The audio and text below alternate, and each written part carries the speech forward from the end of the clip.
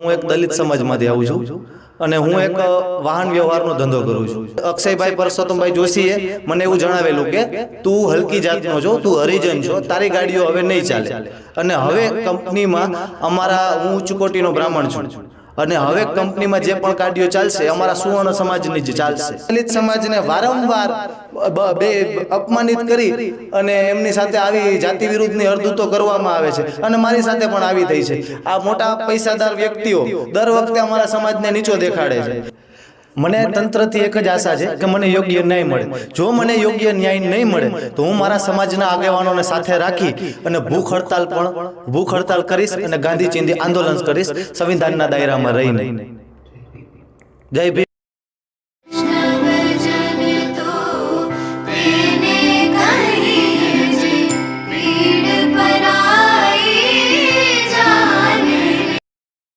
મારું નામ કલ્પેશ લક્ષ્મણભાઈ સોલંકી છે. સર, એમાં એવું છે કે હું એક દલિત સમાજમાંથી આવું છું અને હું એક વાહન વ્યવહારનો ધંધો કરું છું કે જે વાહન વ્યવહારમાં મારી ગાડીઓ કંપનીમાં માસિક ભાડાથી ચાલે છે. ગત તારીખ 11 એપ્રિલના રોજ સવારે મહેશકુમાર જે Suzlon western India private limited કંપનીમાં પ્રોજેક્ટ મેનેજર તરીકે ફરજ બજાવે છે અને એક અક્ષયભાઈ પરસોત્તમભાઈ જોશી જે એડમિન તરીકે ફરજ બજાવે છે, એમના દ્વારા મને જણાવવામાં આવ્યું કે તમારી ગાડીઓ હવે કંપનીમાં નહીં ચાલે. એટલે મેં કારણ પૂછ્યું કે સર કેમ નહીં ચાલે, તો એમને એવું કીધું કે ઉપરથી અમને આદેશ આપવામાં આવ્યો છે એટલે તમારી ગાડીઓ હવે કંપનીમાં નહીં ચાલે. ત્યારબાદ મેં મારા મિત્રો સાથે મત વિચારણા કરી અને અમે સાંજે એમને મળવા ગયા, રજૂઆત કરવા ગયા કે સર અમારાથી તમને શું તકલીફ છે, અમારી ગાડીઓ બંધ કરવાનું કારણ શું છે. ત્યારે મહેશભાઈ જે પ્રોજેક્ટ મેનેજર છે અને જે અક્ષયભાઈ જોશી જે એડમિન તરીકે ફરજ બજાવે છે, બંને ત્યાં હાજર હતા. એટલે એમને બંનેને અમે રજૂઆત કરેલી કે સર અમારે તમને શું તકલીફ છે. ત્યારે અક્ષયભાઈ પરસોત્તમભાઈ જોશીએ મને એવું જણાવેલું કે તું હલકી જાતનો છો, તું હરિજન છો, તારી ગાડીઓ હવે નહીં ચાલે. અને હવે કંપનીમાં હું ઉચ્ચ કોટીનો બ્રાહ્મણ છું અને હવે કંપનીમાં જે પણ ગાડીઓ ચાલશે અમારા સુવર્ણ સમાજની જ ચાલશે. આ જાતનું મારા ઉપર જાતિ વિષયક અપમાનિત કર્યો, મને જાતિ પ્રત્યે હરદૂત કર્યો. મેં એ બાબતમાં મેં સાહેબને રજૂઆત કરી કે સાહેબ આ વાત ખોટી થાય છે, તમે આવી રીતના મત વિચારણા ન કરો, આ વાત ખોટી છે.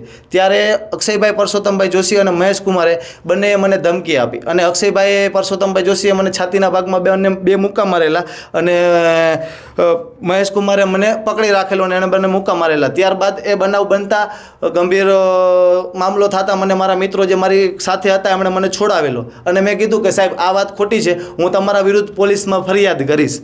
તો એમણે મને એવું કીધું કે મહેશકુમારે એવું કીધું કે તું ભાઈ પોલીસમાં ફરિયાદ કરીશ તો અમે તને જાનથી મારી નાખશું અને તારા જે કંપનીમાં જે પૈસા બાકી છે એ તને દેવામાં નહીં આવે અને તું અમારું કંઈ નહીં કરી શકીશ અને કંપની અમારી બહુ પૈસા પાત્ર છે, અમે એક દિવસમાં બહાર નીકળી જઈશું અને તારાથી કંઈ નહીં થાય, બરાબર, અને જાજુ થશે તો અમે ગમે ત્યાં પૈસા ખવડાવી અને અમે છૂટી જઈશું પણ તને જાનથી મારી નાખશું. એટલે એ બાબતમાં રાત્રે અમે ત્યાંથી નીકળી ગયા. બીજા દિવસે સવારે મને છાતીના ભાગમાં મુક્કા મારેલા, એ બાબતમાં મને થોડોક દુખાવો થતા હું જામજોધપુર સરકારી હોસ્પિટલમાં પ્રથમ સારવાર માટે ગયેલો હતો. ત્યાંથી મને જામજોધપુરથી જામનગર જીજી હોસ્પિટલ રિફર કરેલું, એમ્બ્યુલન્સ મારફત હું જામનગર જીજી હોસ્પિટલે ગયેલો. ત્યાંથી મને પ્રાથમિક સારવાર ને બધું સારવાર આપી, ત્યાંથી મને રજા આપેલી. બીજા દિવસે મેં 13 એપ્રિલના રોજ મેં અરજી એક કરેલી હતી જામજોધપુર પોલીસ સ્ટેશનમાં કે જેમાં અક્ષયભાઈ પરસોત્તમભાઈ જોશી અને મહેશકુમાર બંનેના વિરુદ્ધ મેં એફઆઈઆર માટે અરજી કરેલી હતી કે મને આ પ્રકારનો મારી સાથે મતભેદ થયો છે, અને મને આમાં ન્યાય મળે એટલા માટે મેં જામજોધપુર પોલીસ સ્ટેશનમાં અરજી આપેલી હતી અને એના વિરુદ્ધ મેં ધોરણસર પગલાં લેવા માટે પીઆઈ સાહેબને અપીલ કરેલી હતી. જે અપીલમાં મેં બંનેના નામ લખાવેલા છે. જે બે અરજી પ્રમાણે મેં બે વ્યક્તિના નામ લખાવેલા હતા. જામજોધપુર પોલીસ સ્ટેશને આ બે વ્યક્તિના નામ જે બે નામ વિરુદ્ધ મેં અરજી કરેલી હતી, જામજોધપુર પોલીસ સ્ટેશને 2 થી 3 દિવસ મને ધક્કા કરાવેલા. ત્યારબાદ 15 એપ્રિલના રોજ રાત્રે મારી એફઆઈઆર સ્વીકારવામાં આવી.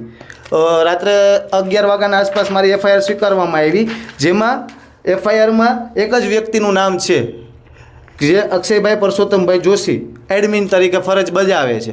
એમાં મહેશકુમાર જે પ્રોજેક્ટ મેનેજર તરીકે ઉચ્ચ હોદ્દા ઉપર છે ઉચ્ચ હોદ્દા ઉપર છે જેમનું નામ કાઢી નાખવામાં આવેલું છે, તો મારું તંત્રને અને સરકારને એટલું જ નિવેદન છે કે આ જે નામ કાઢી નાખ્યું છે એ નામ પાછું એફઆઈઆરમાં ઉમેરવામાં આવે. આ જ રીતના દલિત સમાજને વારંવાર અપમાનિત કરી અને એમની સાથે આવી જાતિ વિરુદ્ધની અરદૂતો કરવામાં આવે છે અને મારી સાથે પણ આવી થઈ છે. આ મોટા પૈસાદાર વ્યક્તિઓ દર વખતે અમારા સમાજને નીચો દેખાડે છે અને આ વખતે પણ જામજોધપુર પોલીસે પણ આવું જ કંઈક કરેલું હશે. આ બાબતની રજૂઆત મેં લેખિતમાં રાજકોટ રેન્જ આઈજી શ્રી નિર્લિપ્તરાય સાહેબને પણ કરેલી છે. મને તંત્રથી એક જ આશા છે કે મને યોગ્ય ન્યાય મળે. જો મને યોગ્ય ન્યાય નહીં મળે તો હું મારા સમાજના આગેવાનોને સાથે રાખી અને ભૂખ હડતાલ કરીશ અને ગાંધી ચિંધી આંદોલન કરીશ સંવિધાનના દાયરામાં રહીને. જય ભીમ, અસ્તુ.